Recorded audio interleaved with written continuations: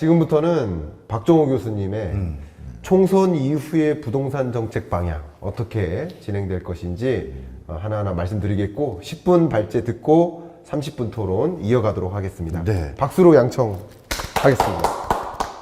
예, 제목이 약간 다른데 중요한 그 내용이 달라질까봐 제목이 뭐냐면 총선 부동산 관련 공약들 어떻게 우리가 이해해야 되느냐. 이제 총선이 끝났으니까 이 슬라이드를 제가 편하게 얘기할 수 있을 것 같아서 가져왔어요.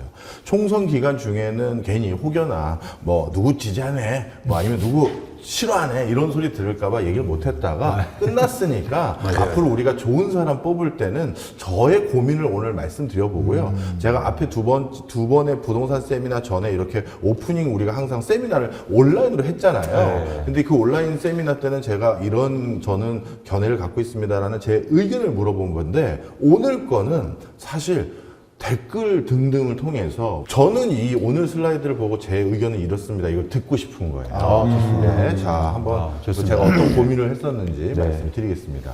지금 보시면 1차부터 최근 5차까지 국토종합계획이라는 게 있습니다. 이거 국가에서 정례적으로 발표하는 거예요. 그런데 참 공교롭게도 여태까지 우리나라 토지가 가장 기록적인 그 지가 상승률을 보였던 모든 공간은 전부 국가가 올려놓은 곳들이에요. 대표적으로 강남. 우리 옛날에 강북에 있었을 때, 강북에만 서울이었을 때, 강남은 사람 사는 곳 아니고 뻘밭이었고 과수원이었고 막 이랬었는데 거기를 매립지까지 해가면서 올려놨더니 대한민국의 최고의 어떻게 보면 노른자의 땅이 됐고 그냥 연기군을 또 세종시로 만들거나 그리고 가난한 어촌마을인 포항과 울산을 또 광역시급으로 올려놓는다든가 이게 전부 국가거든요. 그래서 저 국토종합계획이라는 걸 잘 보면 사실 그 다음에 예를 들어서 아까 우리 이광수 위원님 말씀하신 긴후 부동산의 특유의 한 10년 묻어두면 예전에는 정말 떼돈 번 사람들도 꽤 있었어요. 자, 그런데 저 1차부터 5차까지 세부 내용을 오늘 간단하게 10분 만에 해야 되니까 저 1차 국토종합개발 계획안이 나왔던 71년도 그림이에요. 저 맨 그 지도의 왼쪽 상단에 우리 그 지도의 그 아이콘이라고 하겠습니다. 네. 아이콘이 뭘 의미하는지 표시해 놨잖아요. 네. 그걸 제가 또 확대해서 가져왔는데 위에서 세 번째가 일종의 공업지대 같은 경우를 이제 우리가 산업단지예요. 쉽게 얘기해서 산업단지를 어디다 하겠다라고 이제 표시를 해 놓은 겁니다.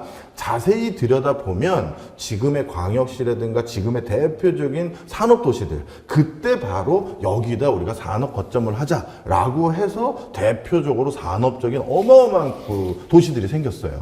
자, 그게 1차의 국토종합개발계획에서 했던 어떤 취지였어요. 그런데 옆에 제가 아까 큰 도표 있지 않습니까? 이 도표에 1차 국토종합개발계획 첫 칸만 제가 옆에 맨 오른쪽에 발췌해 놓은 거예요. 보면 목표가 국토종합계획의 목표가 빈곤의 악순환 끊고 공업화 기반 만들고 그 밑에 대규모 공업 기반을 구축하고 교통과 수자원 공급을 해서 그냥 공장에서 쓸 거 공급하겠다는 거죠. 자, 그런데 1차 국토종합개발계획에서 제시했던 내용에 제가 살펴봤더니 95%가 다 성공했어요.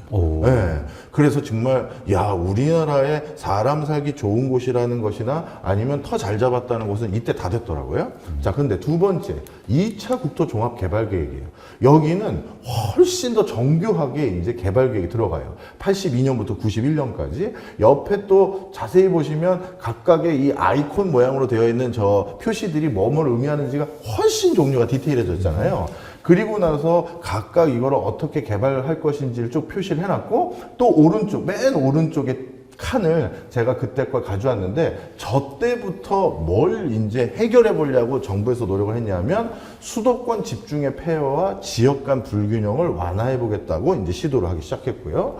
국토의 다핵 구조를 형성해서 지역 생활권을 조성해 보겠다. 그러니까 수도권 과밀 어떻게든 해결해 보겠다가 이때부터 나오는 거예요. 그러니까 1차는 대규모 공업단지를 우리 좀 잘 먹고 잘 살아봅시다 이거였고 2차 때부터 이제 수도권 과밀을 해결해 보자고 하면서 저 밑에 깨알같이 써 있는 것들이 뭐 여기 산업단지 해보자 또 여기 뭐 해보자 이런 게 잔뜩 나와 있는 거예요. 자, 그런데 3차예요. 3차도 나름대로 굉장히 정치한 계획들이 많아요.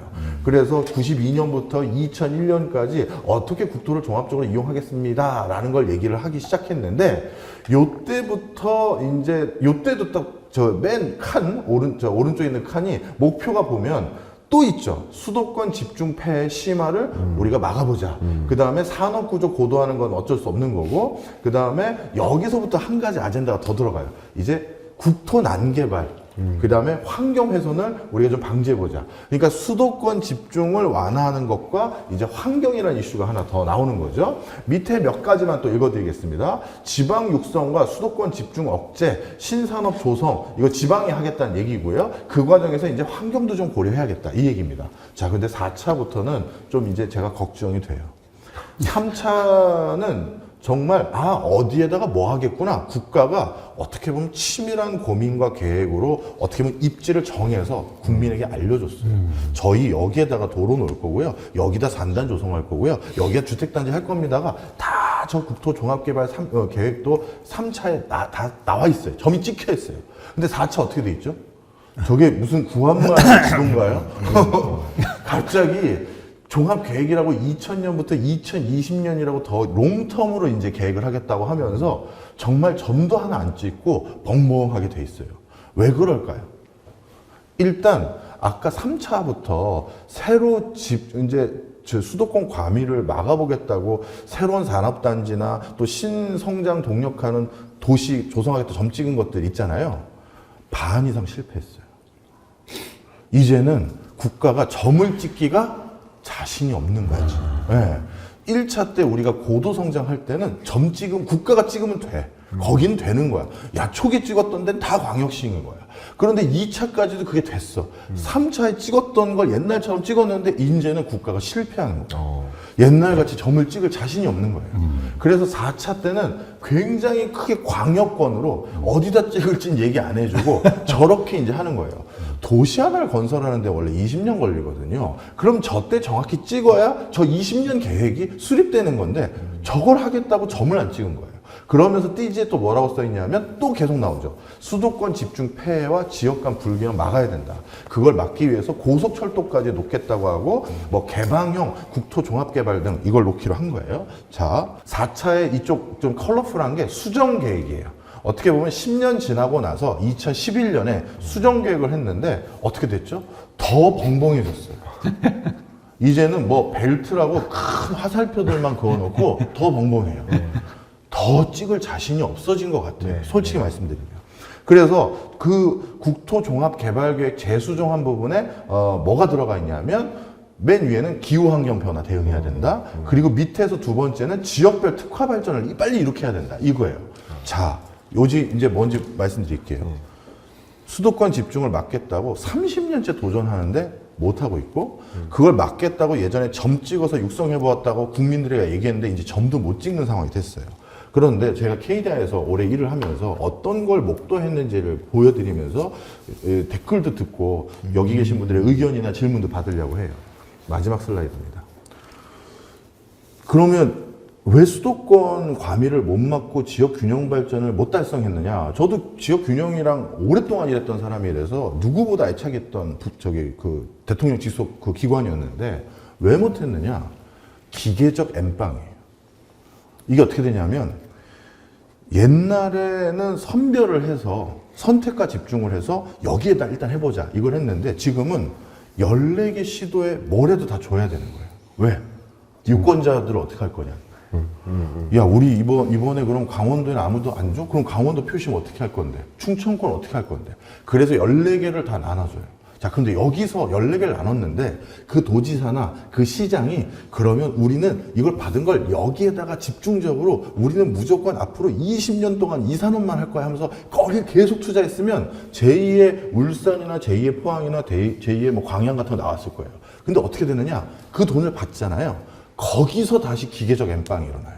제가 그래서 전 충남하고 아무 악연은 없습니다. 두 분이 충청도에서 가져온 거예요. 자, 딱 보시면 충남이에요. 충남에 있는 모든 도시에 하나씩 다 줬어요. 보면 저기 천안 쪽은 스마트 산업권, 스마트 신산업 클러스터라고 해서 그거 하고 있고, 자동차 쪽 그 밑에 아산 줬고요. 그 밑에 저쪽에 홍성하고 예산은 수소산업 했고요. 공주는 바이오 줬고요. 계룡하고 논산은 방위산업 하겠대요. 그 다음에 서천은 해양 바이오 하겠다고 하고요. 대한민국이 하려는 사업 다 충남에 있었네요. 그죠? 그럼 충남이 저거 다 하나요?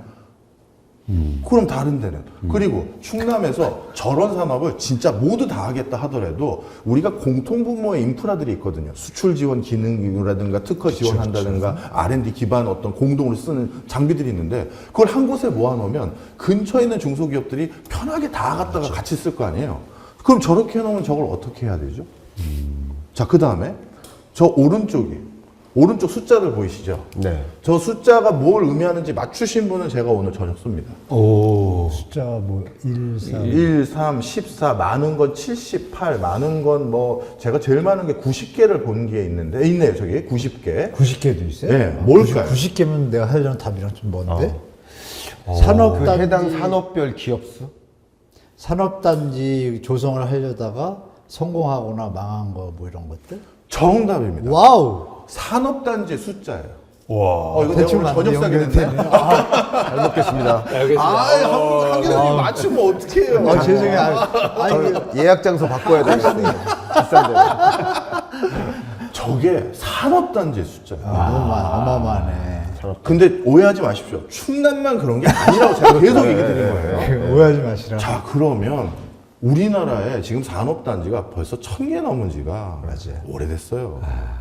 자, 이게 지금 우리가 수도권 과밀을 해결하겠다고 3, 40년 동안 진짜 수천조 원을 써왔는데 왜 해결이 안 됐는지 저는 화두를 일단 던지는 거예요. 자, 그 다음에 제가 했던 일을 말씀드릴게요. 스마트팜 혁신별 이것도 제가 했던 수많은 산단 조성했던 것 중에 하나만 가져온 거예요. 또 이 저 농진청하고 제가 아무 악연 없습니다. 경북에서 경북도청하고 상주시에서 찾아와서 스마트팜 혁신밸리라는 걸 하겠대요. 그 내용이 뭐냐? 그래서 K대학에 직접 오셨어요. 그래서 이게요 청년들을 회귀시켜서 혁신농으로 기르겠다는 거예요. 지방의 농촌의 경쟁력도 높일 뿐만 아니라 지역 균형 발전도 달성하고 청년들에게 새로운 일자리의 방편 그리고 전 세계 선진국들은 다 공통적으로 농업 강국이에요. 야, 날 찾아와줘서 내가 영광이다. 나 꼭 할게 해서 저걸 했어요. 그래서 경북도청이 저를 이제 선정해 준 거예요. 박 교수가 우리 선수로 우리 박정우를 입장시키자. 그래서 뭐냐면 농진청이 한 도에 1,500억에서 2,000억씩 쏴가지고 저 스마트팜 혁신밸리를 조성해서 거기서 스마트팜으로 농사짓는 청년들 가르치는 사관학교 같은 걸 만들겠다는 거예요. 그런데 14개 시도에 뭐라고 했냐면 딱 2개만 정하겠다는 거예요. 그러니까 각 도나 시가 선수를 이제 영입하러 돌아다닌 거예요. 근데 경북은 절 찾아갖고 뭐 전남은 누구한테 갔대더라 저희가 다 들었죠. 경쟁하는. 왜? 그렇죠. 저는 KDI에 재직하고 있었을 때 뭐 전남은 농촌경제연구원에 누구한테 갔고 산업연구원에 누구는 또 누구랑 하고 있고 키스트는 또 어디랑 하고 있고 다 들었어요. 그래서 이거 자존심도 걸리고 열심히도 해야겠다 해서 근데 정말 운도 많이 따라서 된 거예요. 그래서 경북도청에서 뭐 어마어마하게 저 뭐 을사안고 박 교수 막 하면서 저도 기분 좋았고 그랬는데 어떻게 됐느냐? 저 밑에 제가 빨간 줄로 글씨 써놨죠? 경북 상주와 전북 김제가 그래서 스마트팜 혁신밸리로 선정됐다. 그럼 저게 됐으니 청년들이 저기에서 평생 농업 과학자로 육성하고 살기 좋은 정주 여건이나 추가적인 인프라 저 근처에 자꾸 만들어줘야 털을 잡고 대대손손 사는 거 아니겠습니까? 근데 어떻게 됐느냐? 나머지 떨어진 12개 지자체에서 난리가 난 거예요. 우리가 떨어지면 이거 뭐냐. 미리 선정된 거 아니냐라고 흡수한 데도 있고 전남 도지사는 그 당시 농림부 장관 출신이었어요. 내가 떨어지면 난 무슨 망신이냐 이런 것도 있고 그래서 어떻게 됐느냐 1년 뒤에 추가로 더 선정하겠대. 자, 무슨 얘기하는지 감오시죠? 결국 14개 시도가 다 똑같은 것들이 계속 생겨요. 자, 그래서 제가 총선 전에 이 얘기를 못했어요. 이번에도 너무 많았어요. 왜? 그런 사람들 나중에 저한테 보고서 들고 작성하라고 찾아오는데 딱 봐도 이거 거짓말인 게 저 같은 사람 알잖아요. 그렇죠. 앞으로 우리 총선 때 이거 믿고 싶은 거짓말이잖아요. 이거 어떻게 해야 될지. 그리고 그러면 정말 노골적으로 2개 지자체만 딱 선정해서 하면 나머지 지자체들은 그렇다고 다 하면 지금 40년 동안 이 지경이고 오늘 제가 답을 감히 가지고 얘기한 건 아니고요. 매번 제가 고민했던 거 한번 솔직히 보여드린 거예요. 이상입니다. 감사합니다. 좋았습니다. 재밌고 유익하고 네. 좋았습니다. 네. 가볍게만 먼저 요청드릴게요. 그러면 오늘 총선 공약과 관련해서 국토 이용 계획에 대해서 말씀 주셨는데, 그러면 우리 곧 있을 5월 세미나 때, 마라톤 세미나 때는 주로 어떤 이야기 해주실 건지 좀 말씀을 여쭙고자 합니다. 그때는 사실 우리 광수형님 그리고 한문도 교수님 다 그 나라 걱정도 많고 해서 네. 그 공적인 이런 그 매체들, 유튜브는 공적인지 사적인지 애매모호하긴 하지만 이런 매체들 같은 걸 통해서 아 국가가 이렇게 해야 된다는 당위성을 많이 말씀해 주시잖아요. 네. 그런데 그 세미나는 자기 걱정 때문에 오시는 분들 많았잖아요. 그때 다 기억하시잖아요. 나 집 어디 샀는데 어떻게 해야 되느냐, 살지 말지 그런 거. 근데 세미나는 개인을 위해서 저희가 하는 거잖아요. 네. 그래서 이 상황에서 어느 지자체는 그래도 될 것 같다. 어느 지자체는 어떻게 될 것 같다. 그런 얘기들, 서울을 포함해서 그걸 좀 해드려야죠. 알겠습니다. 제가 연관돼서 제가 최근에 통계 자료를 분석 중인데 각 지역별로 가계소득과 그리고 이거를 뭐 가계소득과 자산 이런 걸 분석하고 있거든요. 매치업하면 되게 좋을 것 같아요. 갑자기 그래서 그러면 이제 좀 큰 그림 그려 연결성이 좀 있죠. 그래서 의미가 좀 있을 것 같습니다. 지금 최근에 과거로부터 쭉 보면요, 지역 간 격차가 소득 격차가 엄청나게 커지고 있어요. 네. 그게 그런 걸 이제 같이 연관해서 보면 좀 의미가 있어 보입니다. 좋습니다. 네. 이 GTX와 혹은 그 부동산 시장과의 어떤 관계 이런 부분에 대한 의견을 한번 여쭙고 싶어요. 네. 예. 저도 말씀드릴게요. 이것도 솔직히 오늘은 제가 답을 함부로 안 내겠습니다. 네. 모든 선거 때는요, 기존 집값 반값으로 떨어뜨려서 누구나 편하게 집 살 수 있게 해드리겠습니다라고 공약하는 사람 아무도 없어요. 네. 왜? 유권자의 60%가 자가 보유자예요. 집 있는 사람들이에요. 네. 그러면 그 사람들은 평생 모은 돈으로 드디어 몇 년 만에, 10년 만에, 20년 만에 내 집을 샀는데 그 집값을 반토막을 내서 그 집값 안정을 도모하겠다라는 그 어떤 후보자를 뽑는다? 그런 사람은 없어요. 없거든요. 그러니 공약 때 매번 나오는 건 신도시 또 지어드릴게요. 또 어디다 또 공급해드릴게요. 그렇죠. 그런데 이제는 공급할 수 있는 데가 멀리밖에 없거든요. 그럼 멀리 공급만 하고 어떻게 출퇴근하라는 거야? 그래서 GTX 놔드릴게요. 라는 거예요. 자, 그런데 공급도 해야 될 땐 더 해야죠. 그런데 이게 그 다음에 어떻게 되냐면 일본이나 유럽이나 다른 데 보면 결국 인구 줄잖아요. 그러면 그 먼 거리에 있는 신도시부터 조금씩 비는 곳들이 생겨요. 다는 아니지만. 그러면 그 GTX 운영하는 엄청난 공적 자금, 그거 건립하는 것보다 운영비가 더 들어요. 네. 모든 산단 지었을 때보다 그걸 관리하는 비용이 10배 이상씩 들어요. 그러니 이거 공적 자금 재정 어디서 조달할 건데, 저는 그 3기 신도시나 뭐 2기 신도시나 거기 아직 완공 안 된 데도 많은데 그런 분들이 들으시면 되게 섭섭하실 겁니다만, 제가 짓지 말라는 게 아니라 지어 드려야죠. 국가에서 약속했잖아요. 짓겠다고 해서 내가 거기서 집 산 건데, 철도 놔주겠다고 해서. 그런데 그 다음 나중에 그 고정비는 어떻게 할 거냐. 지금 서울 시내 지하철에 대한 적자도 엄청난데 그거는 좀 고민을 같이 해야죠. 그렇겠네요. 고민할 것들이 굉장히 많겠네요. 네. 말씀하실 거 있으시면. 저는 사실 이 국토개발이나 뭐 산단이나 이런 거에서 가장 취약한 게 뭐냐면 외자유치거든요. 그러니까 뭐냐면 독자적으로 우리나라에 기업이, 해외 기업이 와서 독자적인 공장을 만들고 생산 설비를 만드는 투자가 급격하게 줄고 있어요.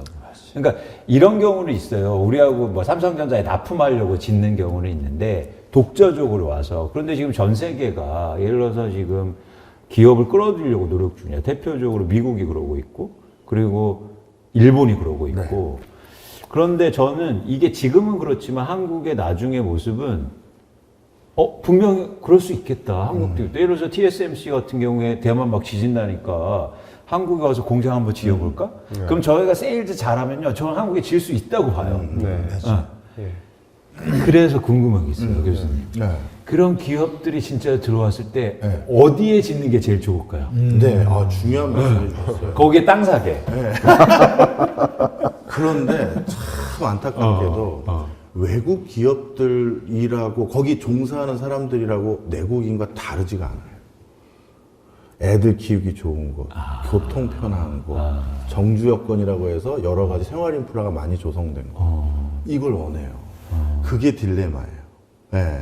예를 들어서 강원도 저쪽에 지금은 취소됐어요. 거기가 경제 자유구역이라고 해서 외국 기업들에게 5만 가지 특혜를 주기 위한 지구들이 있어요. 네. 강원도도 하나 한다고 해서 했었고 했는데 기업들이 입주를 안 해요. 그리고 강원도 같은 경우는 거의 공짜로 땅 들이고 건물도 지어주겠다는데 이게 외국 기업의 특수성이 있는 게 우리나라는 땅 주고 건물 지어준다고 하면 좋아해요. 우리 기업은. 근데 외국 기업은 관심이 없어요. 아니 땅을 왜 주는데 우리 임대료 낼게요예요. 아주 특이해요. 대신 우리 그 직원들 뭐 스티브 존스, 앤드류 뭐 앙드레 이런 애들이 쾌적하게 생활해야 되는데 우리 앙드레 둘째 아들이 이상하게 바이올린에 재능이 많아서 바이올린 배우는 거기 레슨 가까운 데가 가까이 있나 이런 거 물어보거나 막 그러는 거예요. 그래서 이게 참 우리나 외국인이나 사람 사는 건 똑같더라고요. 그게 딜레마죠. 그래서 내국 기업으로 못 채우는 걸 외국 기업으로 채운다는 건 안 돼요. 아, 그러면은 되게 어려운 얘기일 수도 있겠네요. 근데 최근에 일본에서 TSMC 끌어들일 때 막 10조 원 막 지원해주고 이러면서 어쨌든 공장에 만들잖아요. 그게 모르겠습니다. 일본 같은 경우는 지방이 나름대로 정주 여건이 잘 갖춰져 있어서 그런지 모르겠지만 저는 그런 가능성을 좀 희망 섞이게 봤는데 어려울 수 있다. 네. 그리고 하나만 말씀드리면 특이한 게 TSMC 직원이 외국의 지사에 나가는 건 선호해. 그리고 한국에 있는 그 우리 근로자들도 외국 지사에 나가는 건 선호해요. 네. 근데 미국이나 영국이나 프랑스에 살던 애들이 한국 지사로 오는 건 내가 뭘 잘못했죠? 왜 저를 글로 보내시는 거예요? 뭔지 아카모시죠. 예. 약간 그런 게 있어요. 맞아요. 그래도 우리나라도 사실은 이게 미국에 공장 지을 때 좀 이렇게 그 번화한 지역이 아니고 조지아 변한데 아닌 거 아시잖아요. 선벨트 밑으로 네. 짓고 이런데도 미국이니까 막 좋은 맞아요. 애들, 야, 나 미국 가. 막 애들 영어 배우니까. 참 웃겨. 국가 전략이 부재하니까 이게 다 벌어지는 일이잖아요. 그러니까 교수님 말씀처럼 뭔가 새로운 판이 한번 만들어져도 되고, GTX 그 말씀드린 거 조금 시청자들한테 도움되시라고. 네. GTX 그 광역 개선 교통망이지 않습니까? 그게 네. 법으로 되어 있어요. 법으로 되어 있는데, 드릴 말씀은 그거예요. 일단 박 교수님이 기본적인 베이스는 주셨잖아요. 앞으로 운영을 어떻게 하고 이런 것들. 그 부분을 우리에서 이미 법안에 담겨져 있어요. 항목이. 법 조항으로. 어떻게 담겨있냐면, 국토교통부 장관이나 그 대강교통시는 심의를 하고 이렇게 결정하는 것인데, 국토교통부 장관이 이 연장 노선들 있잖아요. 이런 것들에 대해서 교통을 위한 거잖아요. 교통 편의를 위한 건데, 교통 편의가 해소됐다고 판단될 경우에는 지정 해제할 수 있다라는 조항이 아예 있습니다. 그 얘기는 뭐예요? 언제든지 GTX D를 놨는데 D 놓는 시간에 세월이 15년이 흘러가지고 이쪽 지역에 놀러와 보니까 인구가 많이 줄었어. 그럼 걱정되는 아까 말한 시나리오가 나오는 거예요. 이걸 놨을 때 국가의 국민들한테 부담이 되는 수준이면 차라리 그 주민들을 설득해서 다른 베네핏을 주고 안 놔야 되는 게 국가에 도움이 되잖아요. 그런 상황이 올 수 있다는 걸 염두에 둬서 법 조항이 그게 있다는 얘기예요. 그 얘기는 뭐냐면 GTX 라인에 있는 우리 시청자분들한테는 죄송한 말씀이지만 뭐 김포 부천이라든지 누가 봐도 여기는 정말 필요하고 앞으로 지역적이나 입지를 따져봤을 때는 큰 어떤 뭐 비용 편익에서 문제가 없다는 데는 괜찮은데 그렇지 않고 이번에 막 나온 거 있잖아요.